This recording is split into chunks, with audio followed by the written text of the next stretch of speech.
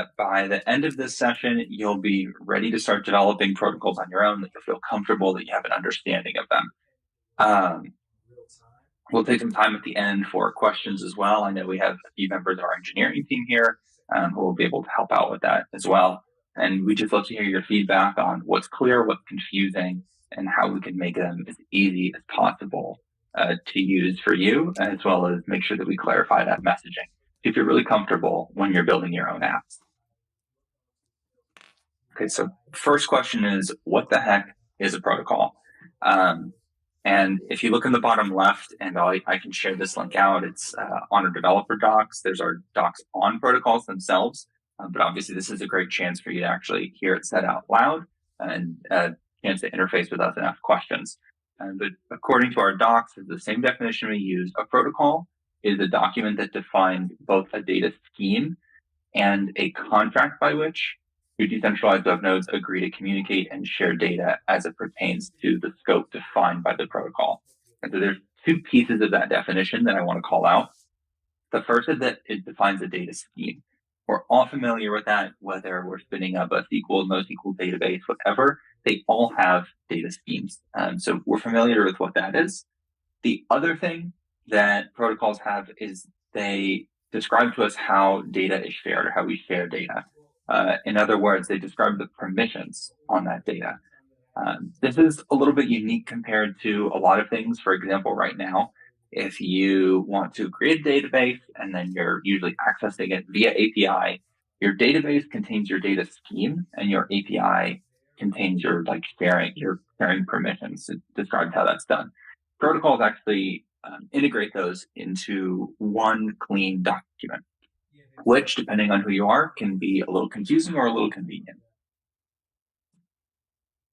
So data scheme protocols define our database schema, or how stored data is formatted. And then they also describe how we share data, or how data is shared, including what we can actually do. So read, write, etc. Well, I said those. So what do we do? So we've said that this protocol is a document. So what do we actually do with it? Well, we actually install it on our DWN. For anyone who's seen The Matrix, if you've seen that scene where Neo is laying there and he goes, all of a sudden he learns Kung Fu. He goes, I know Kung Fu. He's downloaded that. Or in the same way that you install a new syntax into your text editor. The protocol is actually installed on your DWN, and then your DWN recognizes that protocol and is then able to communicate according to those roles. So let's just jump in and look at an example of what an actual protocol looks like. We're going to break this down bit by bit, and there's actually three pieces that I want to call out that are key to understanding what this document is saying. They're the types, there's the structure, and there's the action. So this is an extremely generic example where my site is what's like hosting all of this. It's hosting the schemas, it's hosting our data types. But the three things are types, structure, and I'll just say actions. I don't know how else I would say it with the $sign in front. So let's go through what each of those things are, and we're going to map it back to what I said at the beginning of a protocol containing both our data structure and our data permissions. So the first is types, and I'll jump back between these two slides so you can actually see it. So types outlines all the data types used in our protocol. So let's go back for a second.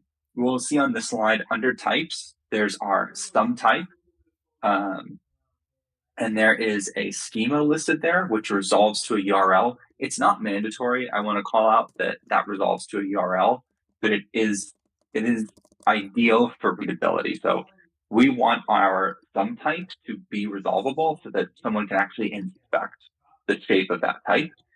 And then the other thing that we're going to specify is our data format. So in this case, it's just plain text, but we're declaring the data types used in our protocol. The next thing that you'll notice is something called structure, and it details how those types will be nested and how they'll interact. So going back here for a second, you'll see the top level structure, and then underneath that, again, some type is repeated. Now, for this very simple example, there's only one type in our protocol, but there will be more in the example that we'll build together. And then finally, there are actions. And actions define who will have permissions and what those permissions will be on a given type. So again, this example is very simple, but you can see the very natural language way of expressing this. So we have actions, who can, anyone can write on some type. So you'll notice that actually order isn't mandatory here, right? I could have switched can and who within the actions object. That's not as important, but you can read this from structure. I have some type has permissions on it, and the type is that when you have an object of some type, anyone can write. So you can think of writing or reading this, you scratch out the who and you just say anyone can write some type on this protocol. Let me see, what did Neil say? So we've defined a new type that follows a schema, and the actions of this type is anyone can write to my DWN. That's correct. In our extremely generic example here. Let me see, I see some other typing coming in. I'm going to just hang tight for a second.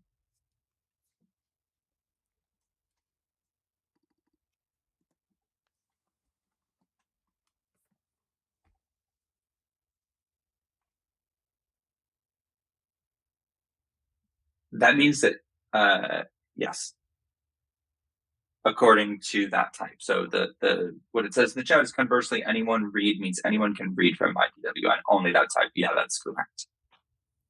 So it's all scoped to two types within this structure.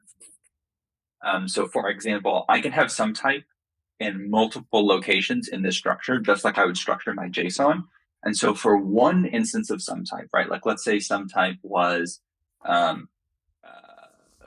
ID, for example. Maybe we want to allow some IDs to be read, but others not to. So depending on how that's structured. So this is all very generic. This is all very high level. So let's get into a practical example. Let's build a decentralized Twitter app data schema and data permissions using protocols. So let's just set out 4 very simple goals. We want to be able to publish a tweet. We want to be able to read a tweet, reply to a tweet, and retweet. That's it. 4 very simple things. So when we look at these requirements, let's just call out 3 core data types. Tweet, which are going to be read and read, written and read, replies, written and read, and retweets, written and read. Now, something I want to call out too, and I know I mentioned this earlier, is that the details of each of these types will not be defined in a protocol document. A protocol document is going to define the shape of our data. It's not going to exhaustively define every property. They're defined remotely by an open schema at, and I put this caveat here, an ideally resolvable URL. It doesn't have to be resolvable. The system will not break if it's not resolvable, but that is a best practice. And so in these slides and in our materials, we'll always want to emphasize that. So the first thing when we're defining this protocol is we're going to declare our types. So we remember on an earlier slide, the first of the 3 main things here is our types. So we'll go out here and we'll say, I'll highlight this out for you. So first we have tweet, we have reply, and we have a retweet. Those are the 3 data types that we called out that we want to find as part of our protocol. Then within each of these data types, we're going to call out where that schema lives, which is right here at this dTwitter URL. And then we're also going to declare the data format. So is it plain text? Is it JSON? What is it? So that's the first thing that we're going to do is we're going to define these types and where they're used. Now, once we have all of those, next we're going to define our structure. So, for example, under a tweet may have, a tweet will have its actions, which we'll get into. A tweet may have like retweets, and a tweet may have replies. And those retweets and those replies will also have actions. Yes, so they are the same. I see there's a question. Aren't tweets, replies, and retweets essentially the same schema? Yes. For clarity's sake, I gave them different. I give them different schemas. Something that I want to call out, and this actually brings up a great point about understanding how data is structured within these Web5 apps. So a tweet could have tweets underneath it, for example, and those tweets underneath it would be replies. And those replies could have the exact same schema as the tweet itself. It's just that they live under it as a reply. The thing is that would not be clear and that would not be readable or as readable if I gave it the same name. So if I had tweet here, and then instead of replies, I just called this tweet again, that may not be as readable. So for the sake of readability, I've left this as reply. Now, reply could have the exact same schema as tweet. And in fact, if I went back here, instead of saying dtwitter schema/reply, I could call this reply, but I could theoretically link this to the tweet schema. But for the sake, again, of readability and clarity, I could just call this reply. I see there's a problem. Cool. So to go back, we've declared our types. I think you can already see that there's kind of more than one way to do this, but we can play with our resolvable schemas. Then we're going to create a shape of our data with the structure, right? And we can already see how we've nested our types with tweet, retweet, and reply. And then lastly, we're going to define our actions. So again, we can use the clearly readable syntax here of, so for tweets, anyone can write a tweet and anyone can read a tweet. We're doing a very public version here. Anyone can write, anyone can read, right? That's how Twitter by default functions today. Now, this is very intuitive, but this is a little simplistic because when you're building your apps, you're probably going to want to do something a little bit more complicated. So let's imagine that we want to have some measure of privacy to our retweets. So instead, what we can do is we can say anyone can read them, but only a follower can write. So only a follower can interact with these kinds of retweets. And more what I want to illustrate with this example is the way that this syntax will function. Again, you can read it as who, you can scratch out the who, so anyone can read, follower can write. I want to call out, and this is, there's more details about this in our docs. There's also an of keyword. So for example, here, I could slot in follower of author can write. There are a number of ways we can do this. We're always working to improve and expand on this syntax. But I do want to call out that this is the way that these actions take shape. So we've written a protocol. We've understood what are our key data types, tweet, retweet, and reply. We've written, a rough protocol document, which if you have any questions about that, please let me know in the chat. And now we're going to actually consume that protocol. I've been really just trying to. So what's the first thing that we're going to do? So in this code snippet, what we're doing here is using our Web5 JS SDK. We are going to actually configure this protocol or install. This is where we learn Kung Fu. So we can follow this along here. We'll use our web5.dwn.protocols.configure method. We'll go ahead and kind of suck in that protocol. I've just begun to define everything here, and you could see our same keywords of types and structure. And then this is basically our install. You can make this analogous to anything, to learning Kung Fu, to installing a new syntax in your VS Code, to an npm install. That's what this is doing, is you're actually taking this protocol, you're installing it on your GWN, and you're teaching your GWN this language so that it knows how to communicate with this, and then it will actually broadcast that. So we also have a method to query your protocols to see what protocols have been installed on your or another GWN, and now this will show up. So once you've installed it, this is what I was talking about here, is you can use this protocols.query method, and you can filter along this protocol name, and you would then get the result back of saying, yes, we have this protocol installed. It would return this protocol in this protocols object, and you would confirm that this has been installed. So once you've installed the protocol, confirmed that it's been successfully installed, now you can actually write using this protocol. So now instead of using the protocols library, we're going to switch over to the records library, and we're going to perform a basic CRUD operation. So we'll do a .write, and let's say we want to write a simple hello world, and then we're going to declare the data format, schema, and protocol that we're using, and where we want to do all of this. Now, again, we don't have an actual tweet schema here that we're using, but this is to kind of give you an idea of how you would actually then write that tweet to a DWN, respecting the protocol and calling that out. Let's see what. So first thing, yesterday.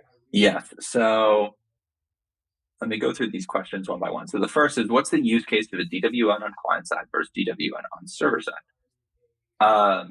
Could you be a little bit more specific? So are you speaking generically about use case of a DWN on client side versus DWN on a server side in any application, or are you speaking to this specifically? And then let me go on to the next question while I wait for more info. So if I'm a competitor to dTwitter, can I use the protocol dTwitter already installed on the user's DWN? Yes, absolutely.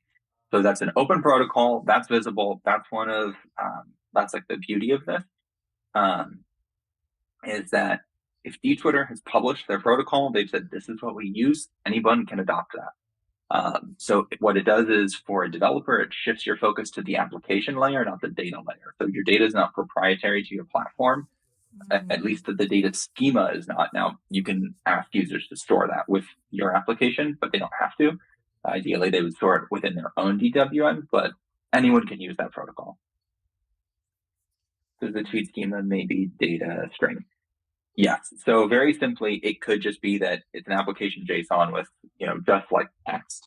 But that text could also have like properties. So it could have, like count.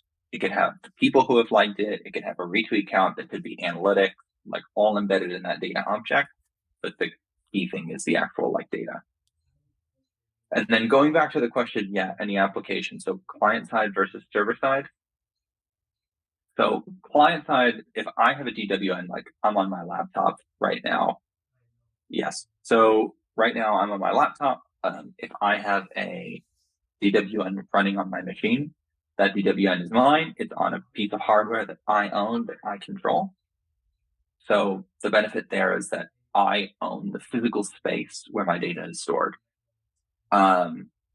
Now, let's say I have that DWN, it's installed on another like remote machine. So let's say dTwitter wants to like spin up servers where I can host a DWN over there. I may not own the physical machine upon which that data is stored, but I own the digital space on which that is stored. That data is within my DWN that dTwitter would not have access to. So yeah, Angie said it there, users owning their data there versus being stored on an access server. So that was a little bit of a detour for a few questions, but I just want to call out that this is how we'll then write with the protocol. And then, of course, just like we can write, we can also query with that protocol. Now, you'll notice this looks a lot like the previous call that we made, except instead of DWN, instead of protocols.query, now we're doing records.query. But we can query all of the data that was written with this dTwitter protocol. Right now, that would start off by just being tweets, but it could be retweets as well. If you really think about expanding out Twitter, that can be DMs, any number of things, but this is the basic protocol. Now, Twitter could also, or dTwitter could also decide to break up its thing into multiple protocols. So it could have dTwitter for like dTwitter/protocol/feed, right? Feed could house all of your basic tweets. They could have dTwitter/ DMs, and that could have all of your DMs, and they could host multiple protocols for different components of Twitter, right? And then this is actually going back to a point that was raised earlier, is your protocol is just describing one way of data exchange.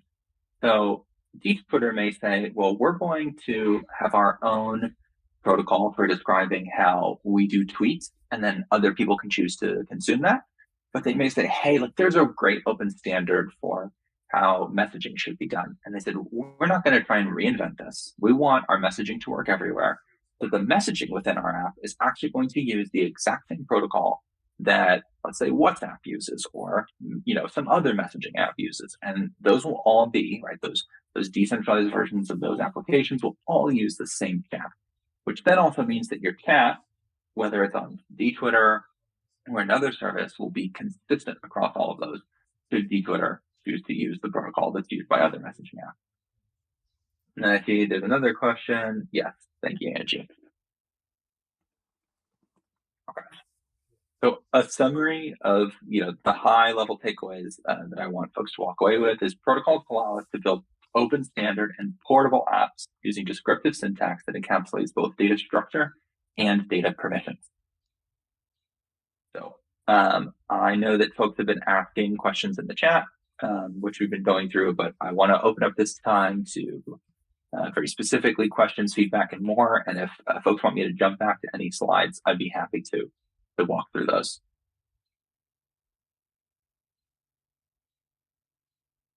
We have Upshot next Thursday.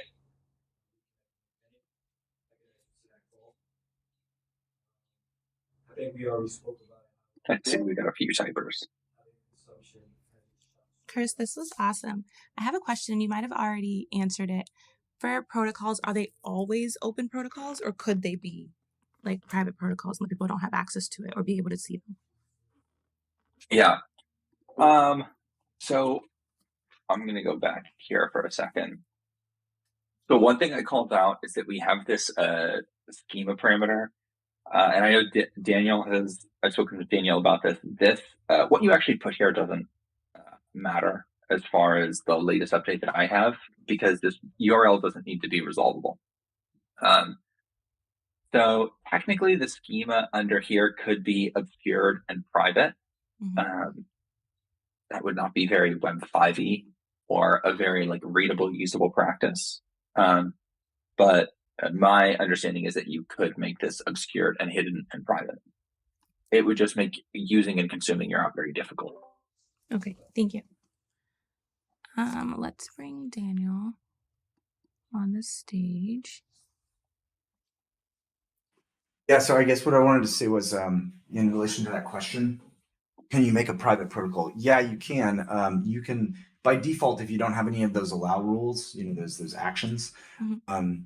It means that only you can do it. Structure action. If we have anyone can write, anyone can read. Yeah. So if you can you hear me?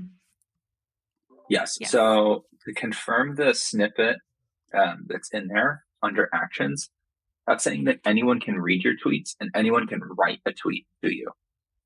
Now, I think one important thing to call out about that is that, again, we did a very, what are other personas? So within the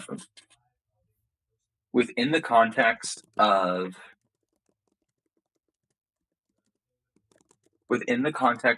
this Twitter, you may have the tweets. So let me back up for a second. So under create our structure, so we have tweet here. Now this top level tweet may be the tweets that you have sent out. Now, additionally, you may have another layer of tweets in your structure where tweets is your feed, right? Because one thing to consider here is how do you actually consume tweets from other people? So let's say the way that we wanted to consume tweets with other people is people have to write tweets to RGWN in a very simplistic way. This tweet, which is the tweets that you've sent out, we could let nobody write. Anyone can read from that, but nobody could write. Versus we have another instance of tweets under your structure, where this is just the tweets that you're consuming. Let's say you're fine with allowing your own tweets to go into your own feed, but that's the one that people could write to. From the email that I sent over. And then, Angie, you asked, besides anyone, what are other personas? So personas could be, in the case of this, follower. It could be, you could be a paid subscriber. It could be a different level. So if you wanted to paywall certain tweets or other features. and then it could be like non-follower. It could be someone that you follow but doesn't follow you back, right? So I guess personas within the Twitter context about follower relationships. Yeah, I couldn't hear you, Daniel. Sorry. Okay, can you hear me now potentially? Can you hear Still me, no? Chris? No. I wonder why. Yeah, it's weird. I can hear you if you want to continue speaking on it, and I'll just Okay. let Chris know when you're done. Okay, cool. Yeah. So one thing to understand is there's these other two roles. You saw anyone, right, as a role that you can have. There's also author and recipient. So you could put the role to say only the author of, basically a path or like one of the types can do this, or the only a recipient of one of the types in your structure can do this. And that lets you say like, if you don't put like anyone, you're the only person who can write something initially. But if you send something to someone else, you can implicitly give them the ability to then respond to you by saying, the recipient of a message Alice, sends to Bob. So Bob, being the recipient, can now reply, right? So that keeps it basically between two parties, for instance, an author and recipient. So you can use those other actors types. That makes sense. Yes, it did. Thank you. I'm going to let one more person join the stage. They have a question. Hopefully you can hear them, Chris. Can you guys hear me? Welcome. I can hear you. Yes. Okay. Hey. Okay. Awesome. Yeah, I think I'm getting a little bit tripped up about this. Anyone write and read. And I think the reason why I'm getting a little bit confused is because so Chris, you mentioned that there is this like you are sending a tweet, and like that works in the Web2 world. Like if I imagine myself as a user, I'm writing a tweet and then I hit send, and then it gets propagated through Twitter's info, whatever. Mhm. But how I thought about protocols and like specifically, like let's just take the simplest structure that says like, this is like a free for all, like anyone can read my tweet, I can read anyone else's tweet. Um, it I'm thinking about it kind of like without that sense of direction and just kind of just doing this action of like, I'm gonna write to my DWN and then let anyone read from my DWN so that they can see my tweet. So yeah, so that like, so I'm still not clear on like what anyone read truly means. Yeah. So let me clarify that. I think what you're describing is probably a better introductory example. So just to confirm what you're saying is that you're saying I write tweets to my DWN and then that's consumable to others to populate their own feeds. Is that correct? Correct. Yes. Okay. So I did make it more complicated where tweets becomes like your feed. So I can be the author of a tweet in my feed, which is then consumable by other people. So I can write into my feed and then other people can write into my feed if they want to push a tweet to me. So for example, let's say we follow one another and you want to push a tweet to me, you can like then send that out and write it to me. Without me having to so it allows, what I'm describing allows for a push model. What you're describing, which is more simple and is probably a better starting spot, is a pull model, where the user would have to pull in tweets.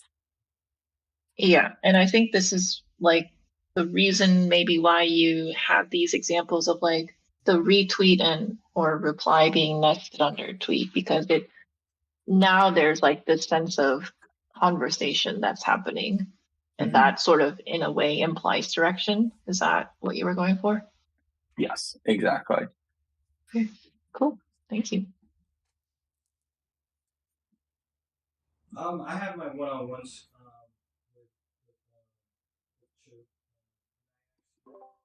Thank you. So we got another question. Why don't you take it? Do all of these roles have associated signing key pairs that are already present in this application? Or does this need to be implemented on top of the protocol?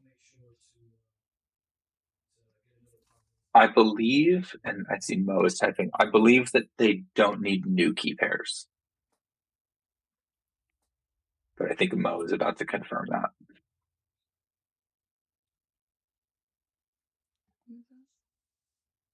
Yeah.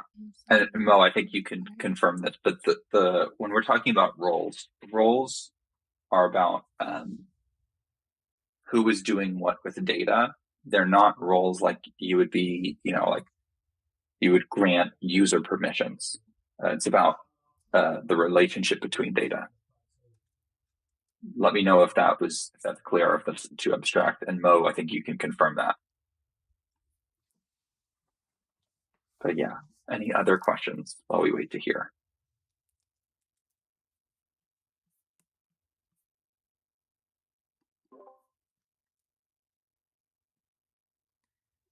I don't have any more questions, just some feedback. This was really awesome, Chris. It was super detailed. And I love that we've had a lot of people asking questions and you gave space for that conversation. So this was amazing.